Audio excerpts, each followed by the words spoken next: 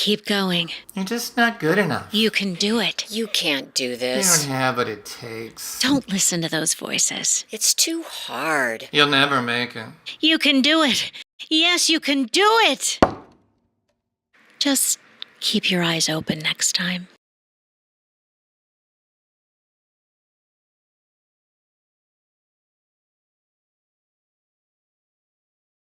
A monk decides to join a monastery of no talking, except every 10 years, he's allowed to say 2 words.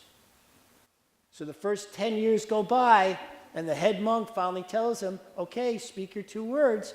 And he goes, bed hard. Another 10 years goes by, and he gets to speak again. And he gets to say his 2 words, and he says, food bad. Another 10 years goes by, and this time his 2 words are, I quit. And the head monk goes, good, because for 30 years all you've done is complain.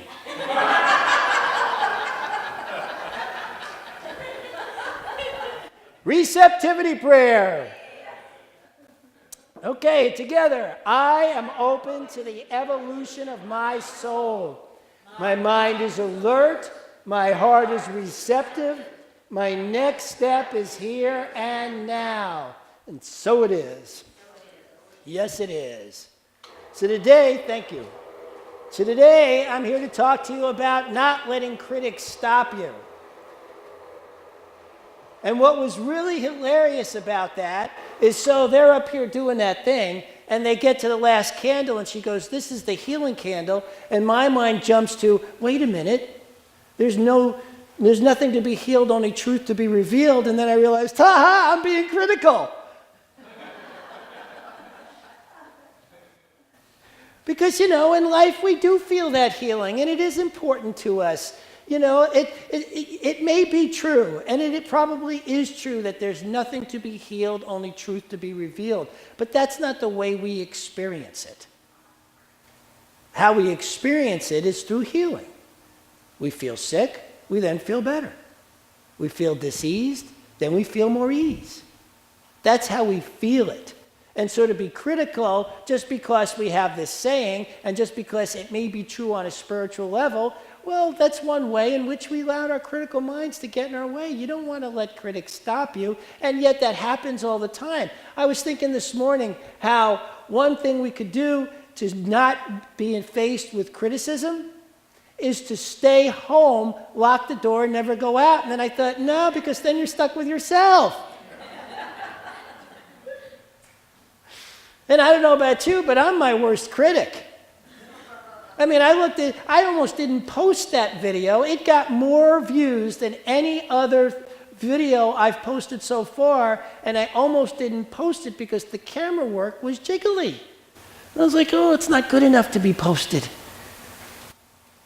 Luckily, I have a wife who was like, no, you really need to post this one. It's funny.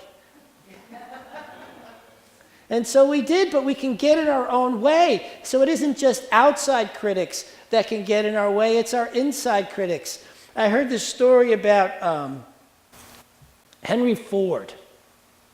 Back in 1914, when he was getting his factory up and going, it wasn't selling enough cars to pay for itself. And so a lot of the investors and people who had thrown in money were all over Henry Ford for not making it work. So he sits down and from an intuitive place comes up with the wildest solution. He goes, I'm going to double everybody's salary. Well, you can imagine the critical thing he heard when that happened. Except then all the employees bought cars. And after they all bought cars, all their friends wanted cars. And all of a sudden, he had himself a booming business. So something incredibly counter-instinctual was perfectly intuitive in the face of criticism. And so I was thinking about this yesterday as I found this tiny little lizard, in our center here, lost and afraid. And I'm thinking to myself, this is perfect. As I'm trying to get this lizard to go outside. So I took a broom and I'm trying to brush it to go along. And every time I did that, instinctually, it actually ran not only at the broom, but back into the place. And I thought, wow, that must be what we do. When things are not going, when we get scared, when we panic, when things are not working well, we must actually turn into the very thing we're trying to get away from, because that's what we focus on, right? How many here have ever focused on their fear? Okay, then. That's our reptilian brain, like my little lizard here, running into, instead of, I'm trying to, get it back outside. So I finally get a pot, and I put it down, and the thing jumps into the pot. Now that's like going from the fire, from the kettle into the fire. I was thinking, we do that. We do that when we got all these critical thoughts going on. We do that. We actually go into our fears, and it's usually some critical notion that brought up that fear in the first place, right? I mean, sometimes when your instinct says, run, there's a bear, there's a bear. Good idea. But in Los Angeles, how many bears are there? When's the last time you saw a bear in Los Angeles? No? Me neither. How about a coyote? They're in the neighborhood. Well, good. I like coyotes. I do like coyotes. I have one on my arm. Okay, back to the subject at hand. Where was I? Oh, yes, bears. And so there are no bears in Los Angeles. And yet our instinct will tell us time and time again that there is, and we should be afraid. If it's not a bear, if it's not something that can physically harm you, the odds are you're way safer than you think you are. And yet your critical mind will tell you, don't do that. And yet, if you have, if you are in touch with your intuition, it may be leading you right down that road. Reptilians, they don't have intuition. They have a reptilian mind. Thus, that's what we call it. But we do. And yet, how often do we actually use it to move us forward? Don't let critical thinking stop you, whether it be yours or somebody else. Many, many, many, many years ago, I started, when I was 18, I decided I wanted to be a musician. So I practiced on my guitar for about a year. And I went out to my first gig and was booed off the stage by a bunch of drunks at the bar.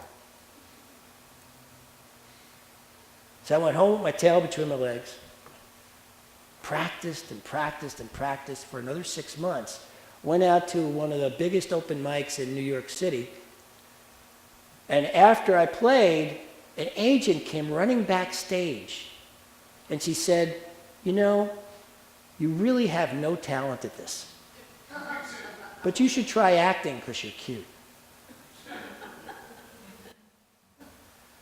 I did not let those critics stop me. I kept practicing and practicing and practicing. And 7 years later, I am reading a review of one of my shows in a New York City newspaper, which starts out with the words, "This man must be a natural to have performed so magnificently the way he did last night." I went from no talent at all to a natural in 7 years. That's what's possible when you don't let critics stop you. I went on to open for the Stones, tour with Bachman Turner Overdrive, had a blast on the road, and had a song actually make it up the charts in Canada. Started out being told I had no talent. So what's possible when we stick in there and we actually do it and we get beyond is really quite something in terms of how it gets us to rise. Now here's the thing, and I talk about this week in and week out. What we're really talking about here is not what we do and the success that we have, but who we have come here to be. Who do you want to be in this life? And I promise you, whatever it is you want to do, whoever it is you want to be, there will be critics. There will be those who'd prefer to have you do it differently, that somehow you're not doing it the way it ought to be done, that somehow it should look different, it should feel different, it should be different. But what really matters is who you are being in the midst of all those folks and all your own thoughts telling you about how different it should be. The deeper you get into that place of loving yourself, of knowing who you truly are, of knowing the essence of your being, the less you can be riled by the voices, whether they're inside or outside your head. How deep do you sink into your heart, into your beingness, into bringing forth that gift that is so uniquely yours to bring? Because you have one. We all do. We all have that thing within us which is so special, so unique, so us, so ready to rise within us, to bring out. And it doesn't matter what others may think of it. If the only way you're going to bring out your gift is if others appreciate it, or if others are okay with it, or if others, give you some sort of okayness around it, you will limit who you have come here to be. This last video, I posted on the ministers' listserv. And I got creamed by a couple of ministers by how could I put out a video representing our movement where somebody runs into a tree. And I should pull it down instantly. I didn't. Because I get to decide how I stand in life. No one else gets to decide that for me. You get to decide how you stand in life. And I respect you and love you for what you decide to do. And that's what I told my critics. I said, I respect and love you for you not ever posting anything like that. That's what I told them. Now, the funniest part about it was all the conversation that went on in my head around that. All right, just so we're clear, just for transparency's sake, I did have a ton of conversation about all the things I would have liked to have said to them, might have said to them, could have said to them, but didn't. Because in the end, I knew it was an opportunity for me to rise. It was an opportunity for me to stand in my highest in the midst of criticism. Because that's what we get to do. We get to stand in our highest place in the midst of criticism.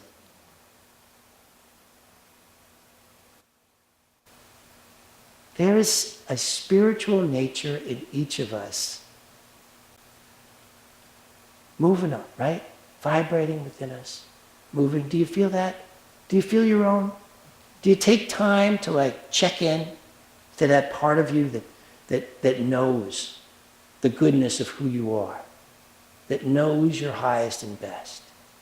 Right now, just put your hand over your heart. Take a moment to just feel that place, that higher self in you that's soft, gentle, speaking to you right now, saying, hey, you have more here to give. Hey, with every breath you have more here to give. Hey, thanks for being here. Thanks for doing the work. You are a gift to life. You are a gift to life. You are a gift to all of humanity. Can you feel that? When you're feeling down, when you're feeling criticized, when you're feeling put down, check in there. Check right there. Because that's where it is all the time, every moment of every day, as long as you got a breath to breathe. There's that part of you that's speaking to you, telling you how unique and special you are, telling you how nobody else can bring the gift that you have brought. That's the beauty of this life, is we get to express the love that is only ours to express. No one else can express it the way we do. No one else can express it the way you do. I heard this story about this woman. She was raised in incredible poverty, to the point at which, at 6, she had to start dumpster diving for her food. At 9, she was caught stealing from a grocery store food because she was starving. She wore torn clothes to school, was called the N-word almost every day. And at night when she went to sleep, had to wrap herself so that the rats did not eat her.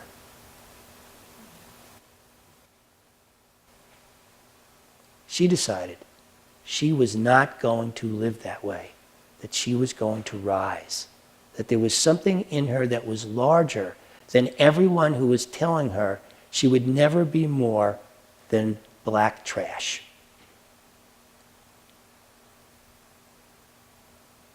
So she worked at it, and worked at it, and worked at it as she grew.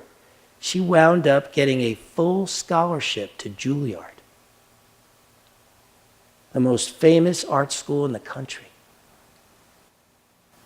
She went on to win an Oscar, an Emmy, Viola Davis. Her story is tremendous when you look at the odds that were against her. When she first came out to Hollywood, no one would hire her because she was told her looks would never cut it on the screen.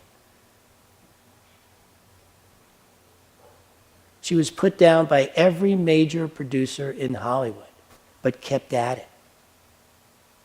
She did not let critics stop her. She did not let her life stop her. She kept rising and rising to each and every challenge that was within her, that she was confronted with, to create a magnificent life where she now goes back to those same ghettos and creates fundraisers and centers and foundations. I mean, her work in the world is extraordinary, beyond what you see on the screen. This is what's possible when we're willing to go beyond our critics, particularly the one within you. You want to make sure that you don't let yourself stop yourself. You want to make sure that your instinct isn't overriding your intuition. You want to make sure that your higher self wins every time you get into any sort of struggle around that. I don't know personally. I do not have any personal experience around that struggle, that work, that practice ending. Maybe one day it does. I wish I could stand up here and tell you that it did, but I don't know. All I know is that every day I wake up, and when I hear those critical voices, I know that it's my job to confront them and rise above them. I know that when I hear criticism in the world, it is my job to rise above it. And I do that every day.